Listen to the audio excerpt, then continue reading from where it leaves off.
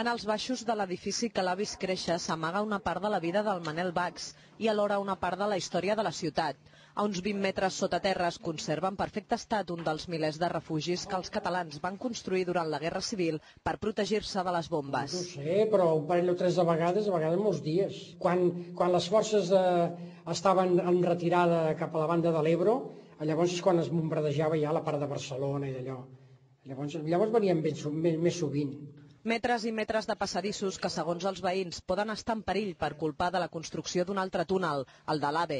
El refugi no consta en els planos del Ministeri de Foment i ara els veïns tenen por que aquest forat faci trontollar l'edifici quan comencin les obres del túnel.